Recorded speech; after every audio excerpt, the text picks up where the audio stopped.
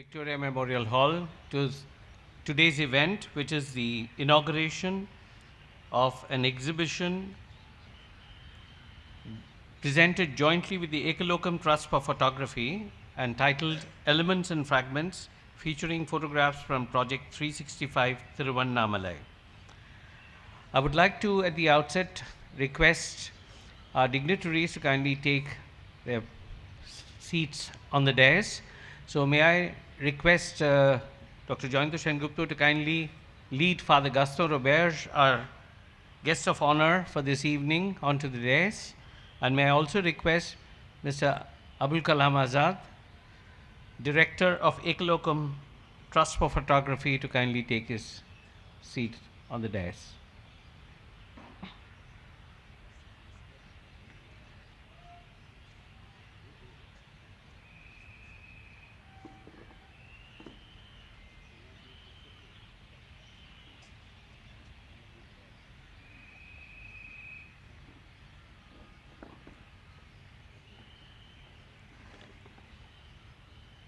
I would now like to request Dr. Jointo Sengupta, Secretary and Curator, Victoria Memorial Hall, to welcome the gathering. Father Gaston Roberge, the guest of honor this evening, Mr. Abul Kalam Azad, the Director of the Ekalokam Trust for Photography, or ETP, in Chennai, all his colleagues who have contributed to this exhibition, all other distinguished members of this audience, ladies and gentlemen, a very good evening to all of you, and a very warm welcome to the inauguration of this contemporary photo art exhibition titled Elements and Fragments, which it is a privilege and honor for the Victoria Memorial Hall to organize in collaboration with the Ekalokam Trust for Photography, or ETP. The exhibition features the work of the critically acclaimed photography project titled Project 365 Tiruvannamalai, based on the temple town of Tiruvannamalai in Tamil Nadu, which was once photographed by the incomparable Henri Cartier-Bresson. The photographic prints that are part of this exhibition have been created using a wide range of techniques, including cyanotype, palladium prints, silver gelatin process, and modern digital prints. The idea of the exhibition is to present a few images of Tiruvannamalai that is not included in the popular narrative. Its ancient landscape, cultural, spiritual, and religious histories, and ethnography. This exhibition, like the proverbial Indian elephant, has had a long gestation. Our conversation with ETP started almost a year ago, and there were several hurdles on the way, not the least of which was the availability of the gallery space in view of the ongoing renovation work in the Victoria Memorial Hall. But when there is will, there is a way, and we have found the way together, so we are here at the inauguration of the exhibition. On behalf of everybody in the Victoria Memorial Hall, I thank the members of ETP for traveling a long way with us and traveling all the way from Chennai to be here with us today. And we are deeply grateful, especially to Father Gaston Roberge, for graciously agreeing to come and inaugurate the exhibition today. Finally, of course, we are deeply grateful to you for coming here and showing us your support, as always. And that's all I have to say. Please enjoy the exhibition. Thank you very much. Thank you very much, Jointo. May I, at this juncture, request you to kindly felicitate our guests on the dais, Father Gaston Roberge and Mr. Abul Kalam Azad. A memento from the Victoria Memorial Hall.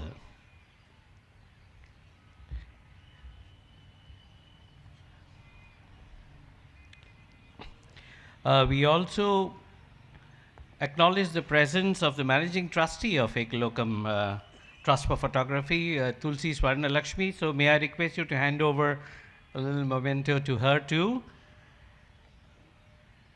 And of course, we do acknowledge the presence of two of the photographers here, Mr. Leo James and Vasbo X Vasbo, who have come also from different parts of the globe to be able to be present for the inauguration this evening. So may we have the pleasure of presenting a small memento to them too. And ladies and gentlemen, you should give them a little bit of appreciation for this. Yeah.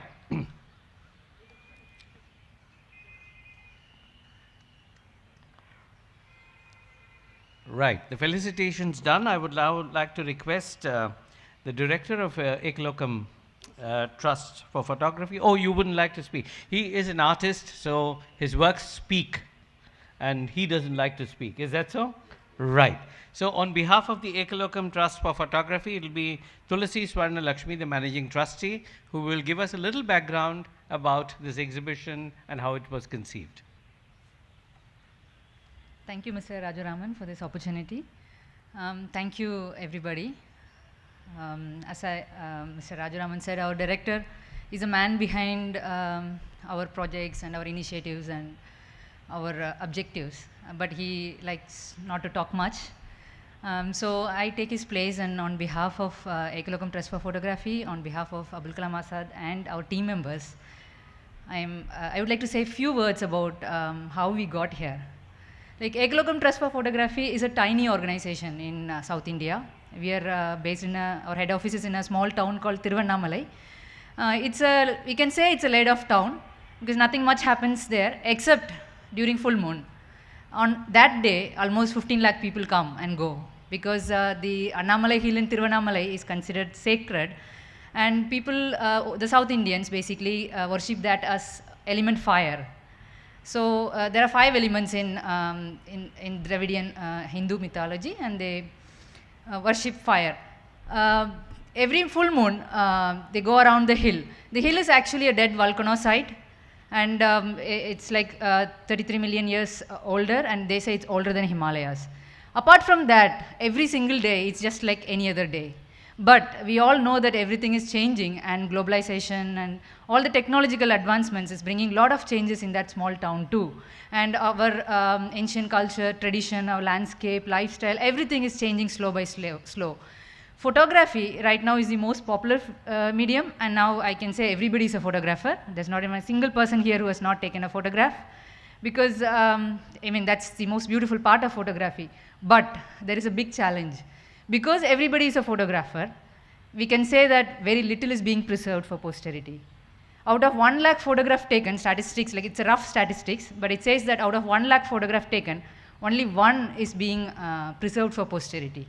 So what happens is, like, we are in a stage where there's going to be an information gap. There will be plenty of photographs, but nothing will be available in the public sphere, or nothing will be available in an organized manner for the future to know how it was. So basically, our interest is in like in the past. We are looking at what happened in the past. We are looking at the past photographs. But what is happening now? What is like slipping through our fingers?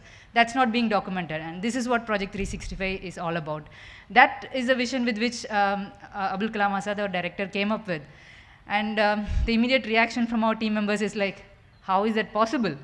Because one single person, photography is an individual journey. Each person take their photograph and they keep it with themselves. Like, why would somebody want to build a public archive? Why would they be part of a collective journey to build, document a town and document and preserve it, like, for, we don't know who is going to look for that. And also another major thing, like Tiruvannamalai, photography is like kind of a colonial tool, which is like looking at tragic events or very exotic happenings. But nothing such is happening in Tiruvannamalai. So how do we document? How do we, like, create this archive? And the third major part was the financial constraint, like, how do we raise funds for these kind of projects? We are a very tiny organization with very limited funds, but a great exposure and a grand vision. But we are here right now, and we made it happen, and it was purely because of the support of the photographers and the people of Tiruvannamalai. Almost like 25 photographers from different parts of the country and the world. Like, we have Vaswa X Vaswa here. He's an American photographer and poet. He was invited by the trust to be part of the project. We also have many leading photographers like Dinesh Khanna, Thierry Cardin from France. They all took part in this project. And we also invited some young photographers to, they were selected through a selection process. And each one was working on single project. They all had one topic to work. So what you see is like an individual project done by 25 different photographers. When collectively seen, it tells the story of Tiruvannamalai. It tells the everyday life of Tiruvannamalai. It is like, the same Ramu and Somu that we go back and see in the streets of Tiruvannamalai. It is their story. It is the common people's story. That's what we have collectively done, and that's a part of it. From that is what we have showcased here. So not many museums or not many cultural organizations, galleries, you can leave that. They are not going to be interested in this kind of photographs because they don't have a selling value, or they are not looking at like that tragic kind of thing. But what museums are looking at only in the past. But when we contacted Dr. Jayanta Sengupta about this project, he took very keen interest, and he looked through the photographs, and from the beginning he started showing interest. Yes, it took a long while, I mean more than a year actually, but he was always persistent. He was always standing with us to make this happen. So we jointly worked like over 1.5 years to present this show to you. Please enjoy. This is the story of the common people of Tiruvannamalai, and I'm sure this will become part of the history. So thank you so much. I also thank Father Gaston Roberge for agreeing to inaugurate this exhibition. I thank all the staff of Victoria Memorial Hall who have worked alongside with us, and this is a moment of pride for all of us at Ekalokam Trust for Photography and our Team 365. Thank you so much. Thank you very much, Tulsi Swarnalakshmi, for so wonderfully giving us the background and summarizing it in such a nice way. As to the objective of this exhibition, how it came about, of course, both Jayanta Sengupta and you, both of you mentioned that, it took a little bit of time, almost a year, and I don't see anything wrong in that, because you call your project also Project 365, and the year has 365 days, so it is very much on track, you see. It is on 365 that we are doing it. I would now have the pleasure of inviting Father Gaston Roberge, our guest of honor for this evening, to kindly share a few thoughts with us. Father Roberge.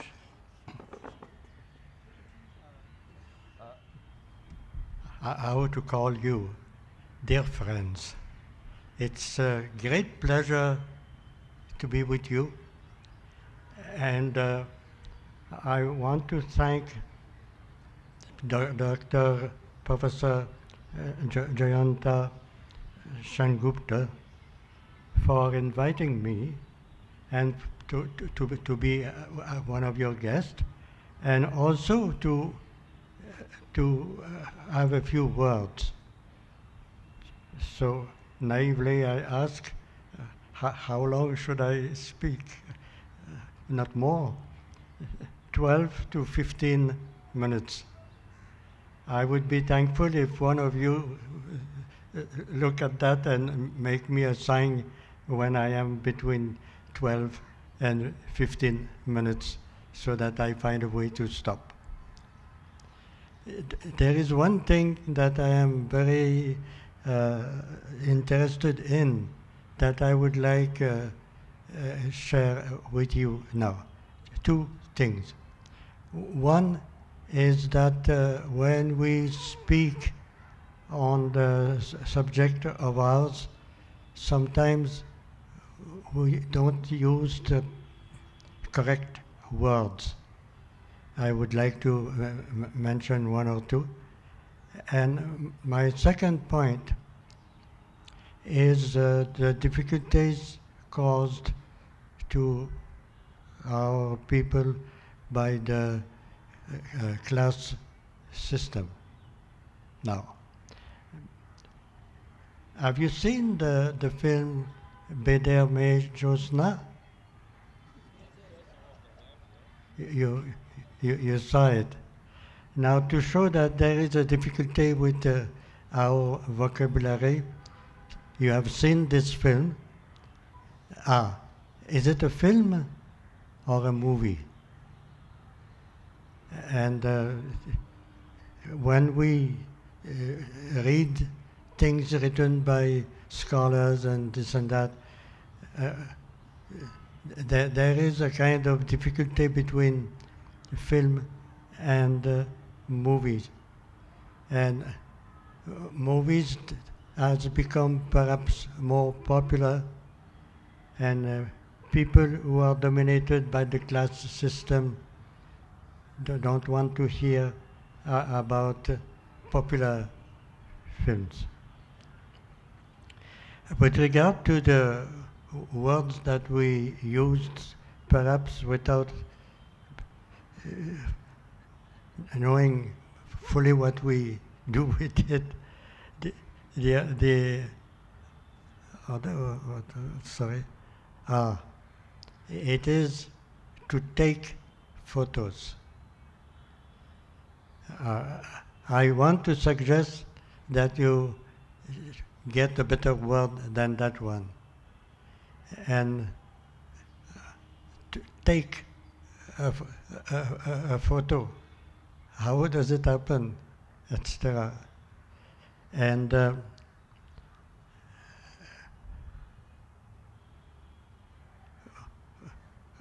what do you? I think here there is a spelling mistake. It is not to take photos, but to make photos. So not take, but make. And in making photos, you make images. So you are an image maker if you utilize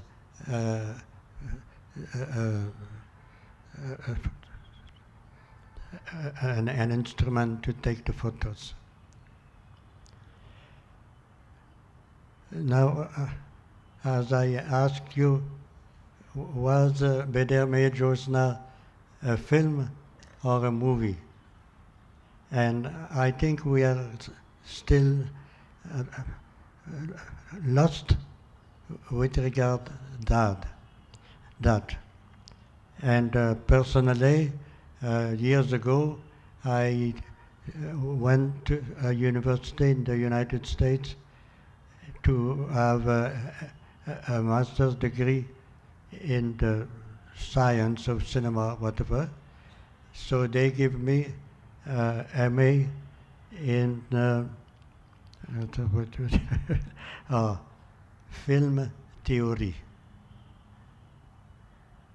Does this mean that it's only the so-called film, that there is no theory about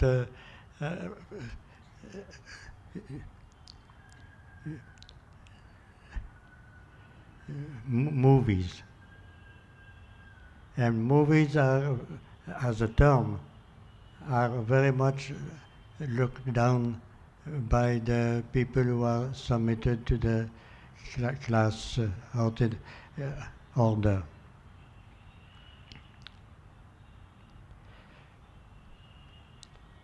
With regard to the class mentality and the problem it causes to us, I would like to mention some experiences that I have made. First of all, there is a sort of method to heal with someone we feel that he is not the right person to look at a particular film, for instance. And here is how it happened to me. I had been invited by the Bangladesh government to come to a film festival, to come to their place for that, and to give a talk. So I was, knowing that, and since I have not seen Beder Meye Josna, but I had learned about it quite a lot, I went to Dhaka 2 days before the day I would have to attend the film festival and to give a lecture. But When I reached Dhaka, I asked my host, would it be possible now for me to see Beder Mein Jyotsna? She said, no, it's not a film for you to see. It's perhaps the film that makes the greatest money as a profit in the history of Bangladesh film. Then it is perhaps the film that most of the people in Bangladesh have seen more than once. And also the number of people who attended to see the film, it's perhaps they did what made that film seen by the latest number of people in Bangladesh.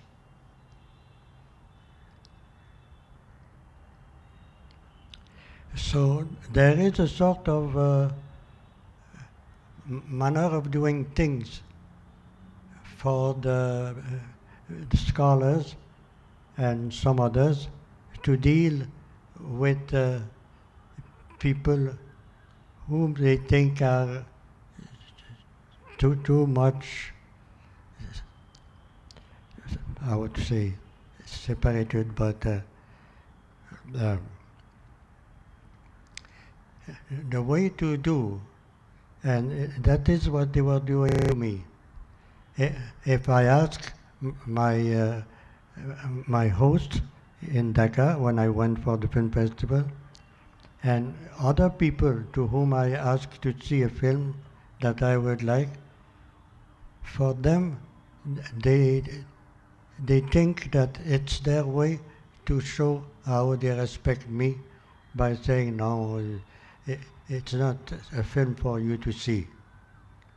But there is a continuation to make in the process, namely, out of love for the one who has asked to see the film, is to arrange for him to see it.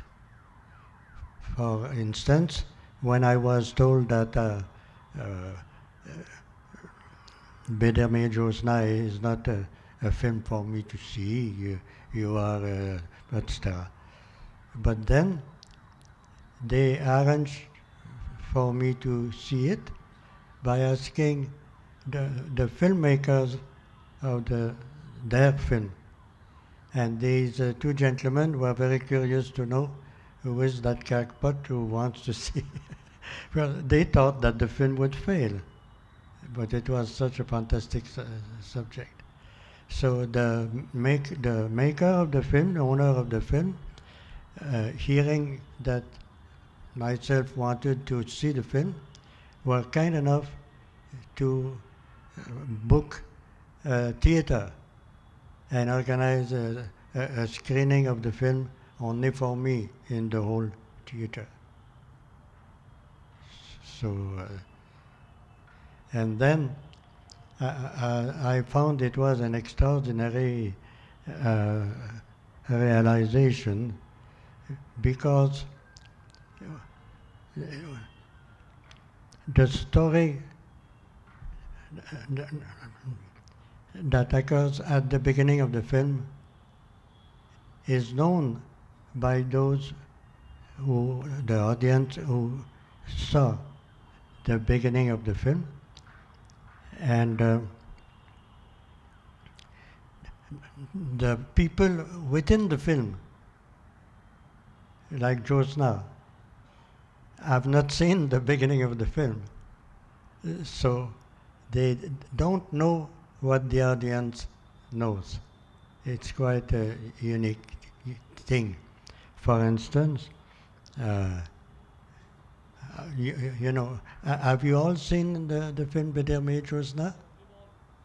Yeah. Yes, there was a. Yes. Yes, I saw it, and I was very interested, but I thought that the original Bangladesh version was better, but that's a very personal thing. But for instance, in the beginning of that film, as you must have seen, there is a little girl that is rejected from her family, and they put it on a little boat with a note, if you find that girl, please look after it. And that was the niece of the one who is now the king of the country.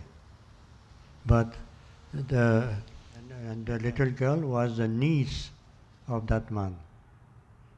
That he knew. But after that, what happened, he did not know. So that when the audience has seen what had happened in the beginning, then what did they start? For instance, Josna doesn't know that she was the niece of the one who is now her king. She doesn't know that. And the king doesn't know that Josna is her niece. So when at one point the little girl is brought up by the snake charmers, and she learns how to charm snake. And at one point she had become very good, and she gave a demonstration in the house of the king, and the son of the king falls in love with her. But the king comes to know that, and he is not very happy, so he has a tough conversation with her. And at one point she said, "Sir, you may be the king, but you are not above the law." And I was very, when I saw the film myself, alone in a huge theater, I would have liked to react to this passage of the film when she tells the king, you may be the king, but you are not above the law. But when the film made in Canada, the version was shown there, I went to assist, and much to my pleasure, I think the whole audience clapped their hands about the words that Josna said to the king. And I thought it's good that the audience react with a movie. So I will conclude for the moment, and I thank you for your kind attention. All right. Thank you very much, Father Gaston Roberge. We would now like to proceed to the exhibition gallery, do the formal inauguration, and then you can view the exhibition. And as I told you earlier, we have the pleasure of having two of the photographers with us, Leo James and Vaswo S. Vaswo. They will be with you in the gallery, so that the interaction with them will be much more meaningful in front of their works, rather than they trying to give you a little speech over here. So please seek them out in the gallery and ask them all the questions that you have to. So would you kindly take dignitaries to the inauguration area, where we will inaugurate the exhibition as usual with showering of flower petals in a bowl of water, and then go in to watch the exhibition, after which there would be the customary cup of tea outside.